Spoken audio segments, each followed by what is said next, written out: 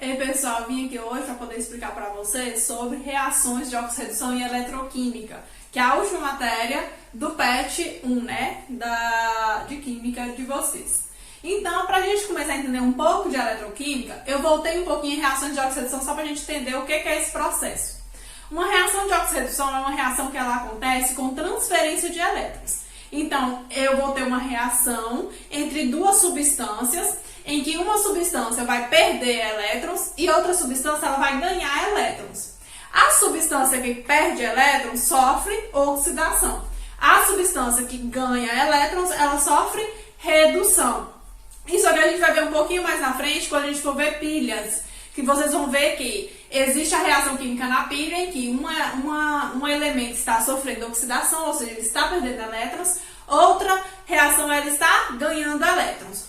Isso é importante para a geração de energia elétrica. Então, a reação de oxidação ela ocorre por transferência de elétrons. Na oxidação, perde elétrons e aumenta o NOx. O NOx é o número de oxidação, que é referente à quantidade de ligação que aquele elemento está fazendo naquela molécula. Então, ele aumenta o NOx. E ele é um agente redutor. Por que agente redutor? Porque se uma substância ela está oxidando, ela está provocando a redução de outra substância. Por isso, ela é agente redutor. Já na redução, então, ocorre duas reações simultaneamente. Uma de oxidação e outra de redução. Na reação de redução, ocorre ganho de elétrons. Então, a substância ela vai ganhar elétrons. Com isso, ela vai diminuir o NOx. Ela diminuindo o seu número de oxidação, ela é um agente oxidante, porque ela vai provocar a oxidação de outra substância. Então, se a substância ela reduz, ela provoca a oxidação. Então, ela é agente oxidante. Se a substância oxida, ela provoca a redução. Então, ela é um agente redutor. Então, eu vou explicar para vocês o que é um NOx. O NOx é o número de oxidação que é referente à quantidade de ligações que aquele átomo está fazendo.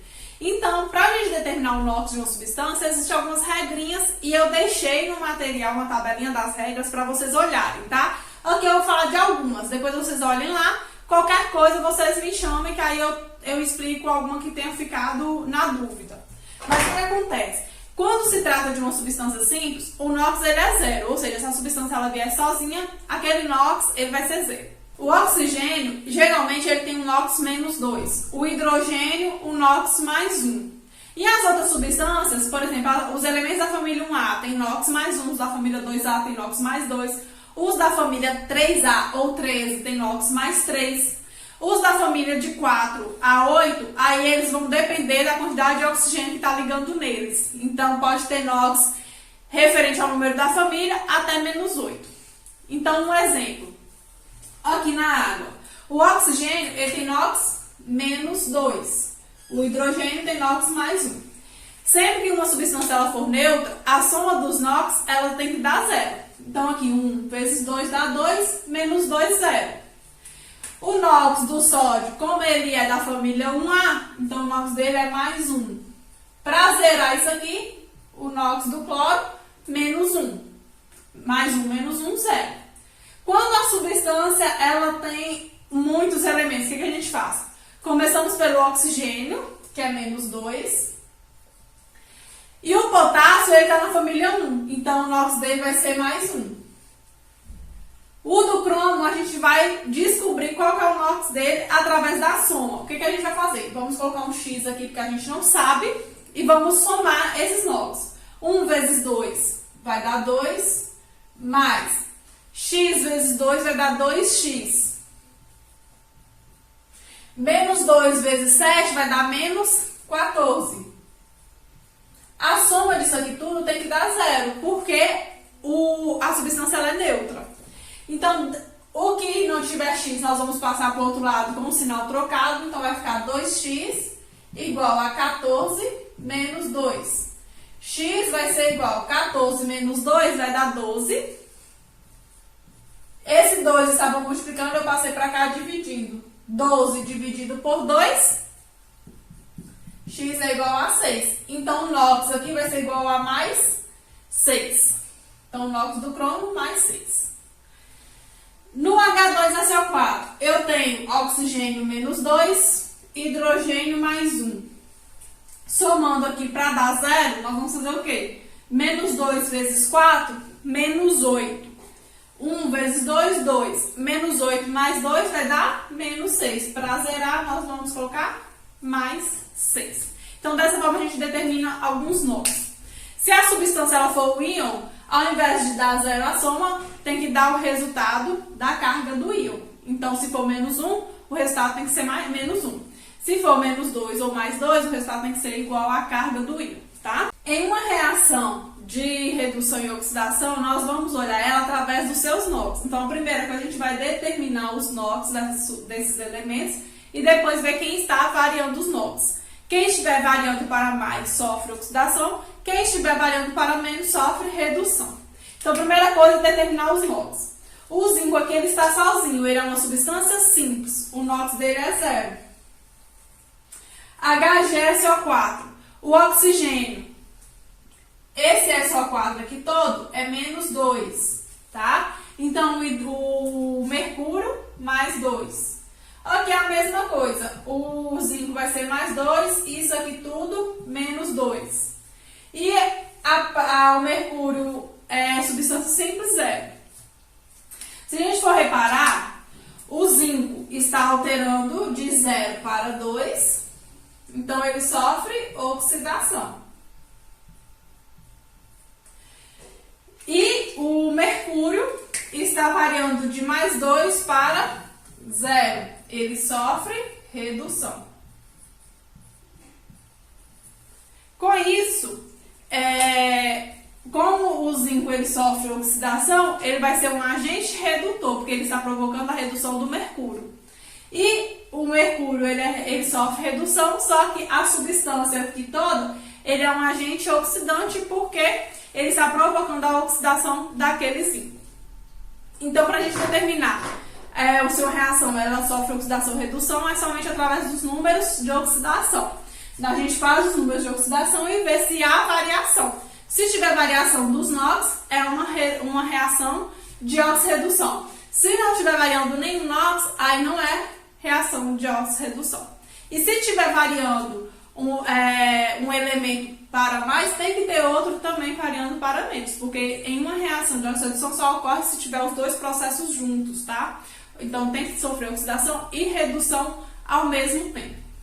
Nos processos eletroquímicos, existem as reações de oxidação e redução. Então, todo o processo eletroquímico ele ocorre por transferência de elétrons. Por quê? Porque esses processos eletroquímicos eles estudam a produção de corrente elétrica com a química. Então, um exemplo de processos eletroquímicos é pilha e eletrólise. Para o funcionamento da pilha, ali dentro existem substâncias que utilizam da energia química para se transformar em energia elétrica. Já a eletrólise é o processo inverso. Então, aqui a pilha é um processo espontâneo de produção de energia elétrica através de uma energia química. Já a eletrólise é um processo não espontâneo. É um processo que consome energia elétrica para produzir a química. Um exemplo, quando a gente tem aquelas pilhas recarregáveis.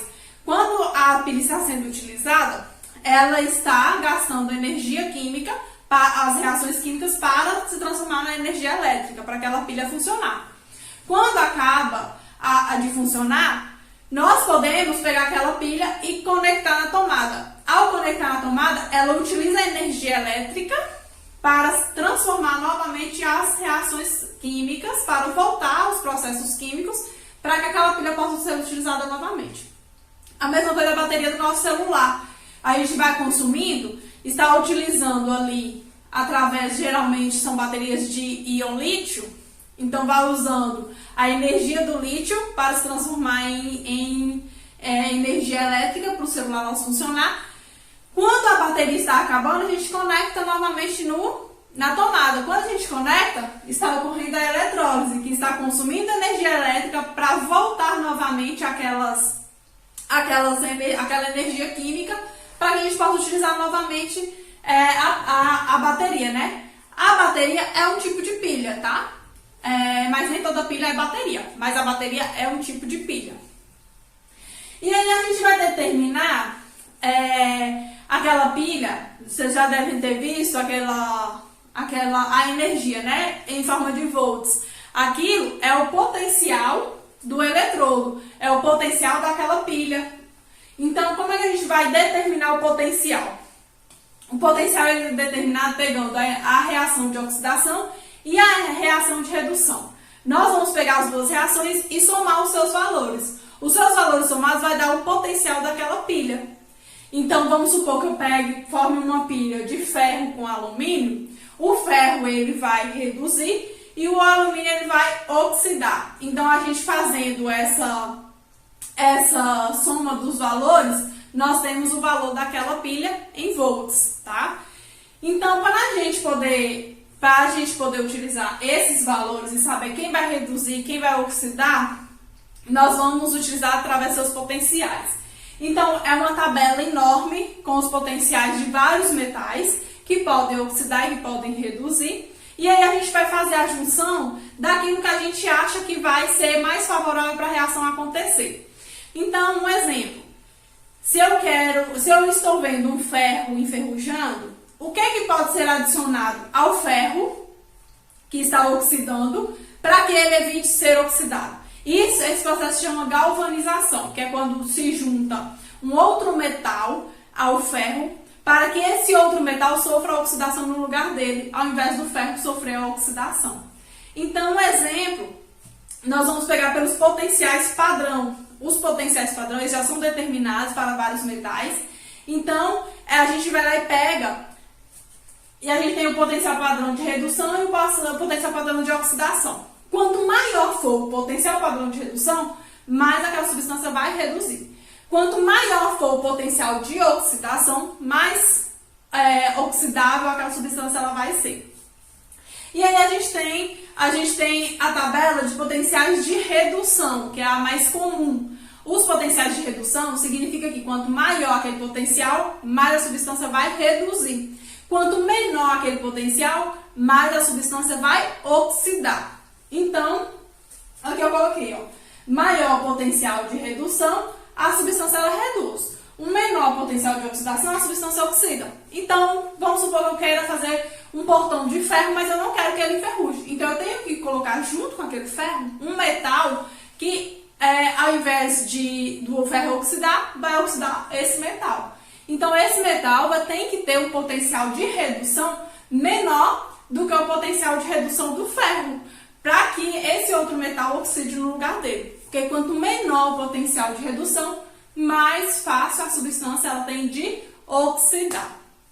Tá? Então, eu vou deixar a tabelinha para vocês no material, no mapa mental, para que vocês possam dar uma olhada e ver qual é o elemento, qual que é o metal que tem mais chance de oxidar e de reduzir. Tá? Para a gente entender sobre o funcionamento de uma pilha, eu usei esse esquema da pilha de Daniel, que ele esquematiza direitinho o funcionamento dela. Primeiro, nós temos uma solução de sulfato de cobre com uma barra de cobre inserida nela, e nós temos uma solução de sulfato de zinco com uma barrinha de zinco também inserida nela. Aqui eu coloquei para vocês os potenciais de redução de cada um, da reação do cobre e da reação do zinco. Para o cobre, o potencial de redução é mais 0,34 volts. E para o zinco é menos 0,76 volts. Ou seja, pelos potenciais, o menor sofre oxidação. O menor valor é o do zinco. Então, significa que o zinco vai sofrer oxidação e o cobre vai sofrer redução. O que significa isso?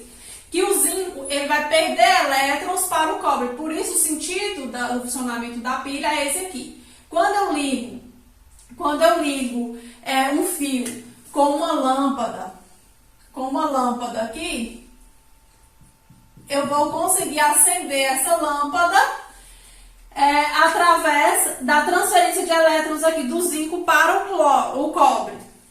Então, a barra de zinco, ela vai sendo consumida, passando seus íons para a solução, e aí os elétrons eles vão percorrer o fio de cobre e a barra de cobre, ela vai sendo grudada esse cobre que está em excesso aqui na solução. Então, aqui vai grudando na barra de cobre mais cobre. Aí, o que acontece? Esse zinco zinco sofre oxidação e esse cobre ele sofre redução. O zinco perde elétrons e o cobre ele ganha elétrons, por isso vai juntando os seus íons ali, formando mais cobre. Para a gente saber a voltagem dessa pilha, nós vamos pegar a reação de redução, ela normal, porque ela vai sofrer redução, então ela é nesse sentido. Só que a de zinco, ela está sofrendo oxidação, então ela vai ser o inverso. Então aqui eu tinha um potencial de redução, eu tenho que inverter ela para ter o potencial de oxidação. Então o que é produto, o zinco vira reagente, e aqui ele vai se transformando em zinco 2+, mais 2 elétrons. Esses 2 elétrons aqui é o que está sendo transferido para o cobre. E aí o potencial de redução ele fica positivo, porque se eu invertir, ele vai sofrer oxidação, então o potencial dele fica positivo. Quando a gente faz a soma dessas reações, eu tenho cobre mais zinco se transformando em cobre sólido mais zinco 2+. E aí a gente vai somar os valores. 0,34, 0,76 vai dar 1,10 volts. Então essa pilha vai ter 1,10 volts de energia. Outra coisa importante é que o polo que está recebendo elétrons, ele fica positivo. Então ele está ganhando elétrons, ele vai virar o cátodo. Então ele é o polo positivo. Já o polo que está perdendo elétrons é o polo negativo e o nome dele é anodo. Sobre pilhas e eletroquímica em geral, é basicamente isso. Espero que eu tenha contribuído para vocês conseguirem entender um pouco sobre isso. Qualquer coisa vocês podem me chamar e lá no material eu vou deixar mais essa continha e mais alguns detalhes que vocês podem lá olhar e dar uma lida. Sobre os potenciais padrão, eu também deixei uma tabela lá para vocês que vocês possam consultar, tá? Então, sobre o PET 1, a gente encerra aqui, mas estou à disposição e qualquer dúvida vocês podem me chamar que eu gravo outra coisa ou explico rapidinho ali para vocês, tá? Então, qualquer coisa vocês podem me chamar. Bons estudos a todos e até a próxima!